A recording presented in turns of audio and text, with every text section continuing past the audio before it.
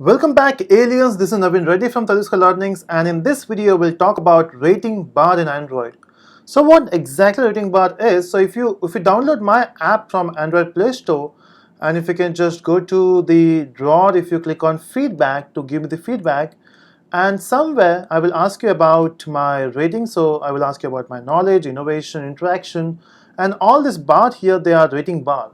Example, if you click on 3 here, so my knowledge is 3, and innovation 5, interaction 5, maybe communication 4, and overall 0, 1. So that's how you can rate, right? So, and as soon as you click on the submit button, so this rating will get converted into numbers, and then you will, and on the server side, you will be sending this feedback. Okay, so we'll be looking at this rating bar in this session. Okay. And yeah, so since we have talked about RatingBar, just download the app and rate it so that I will get to know my teaching style if you like it.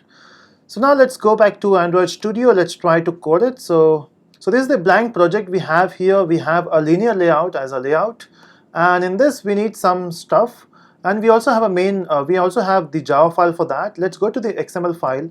In this we require 3 things. We'll require only 2 things. We'll take a rating bar, and we'll take a field or a text view in which will show which what the user has rated you. Okay, so we'll go to design, and in this design you can see we have a rating bar here.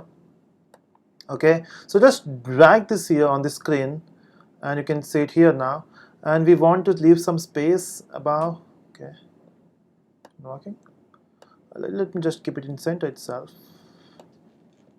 Oh, not incoming. Okay, so let's go to the text, and from here let's keep some margin from the left side. So we'll say this is margin from left. We'll keep it 20 dp, so that it will give some space. And we also need margin from the top, so we'll say margin top, and we'll say this is 10 dp. Okay, so once we have set the margin, next we require a text. Okay, so let's go to the design here, and let's take a text field, okay, which is text view, We'll take a larger text view here. We'll keep it here, and by the text we need to assign here is, it should be by default value, okay, colon, and then once you click on the rating, so let's say if you're clicking here, so this is rating 3, right, this is 4, this is 5, and automatically it will change this value to 3, 4, and 5. Okay, and we also want to leave some margin there, so we'll copy the same stuff, margin from left and the top. So we'll copy this and we'll paste it somewhere here, and you can see we got the same margin. Okay, so once we got the design, so that's the ID here, which is rating bar, and this is text view. Will make this ID as value so that we can access from the Java file.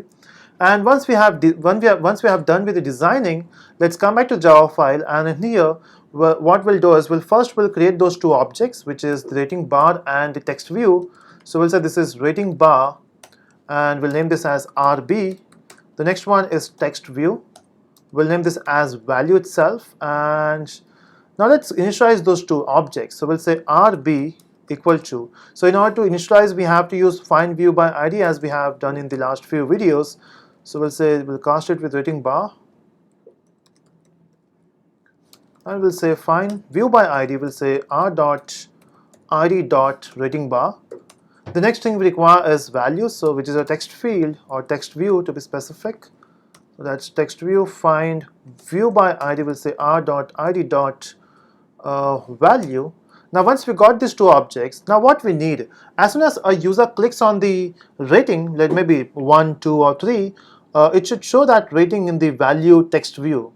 To do that, we need to add a listener to the ratings. We'll say rb.set on rating bar change listener. Can you see that? We have a very small method name here, which is set on rating bar change listener. And by this, you are adding a listener to the rating bar. So whenever a user clicks on the rating bar, it will listen to this event, and you can perform some action now. What type of action we can perform? So we have to say on rating bar change listener. That's a class name, and in this you have a method called as on rating change, in which it is passing 3 parameters. One is the rating bar itself, and then the rating. So if user clicks on the third rating, which is 3, the value for this rating will be 3.0. And why float is because it also support the point value. So you can also rate me as 2.5 or 3.5. And then you can say from user, doesn't matter. Now from here in this method, what we'll do is, since the value is there in the rating, we'll assign that value on the field. We'll say value dot set text.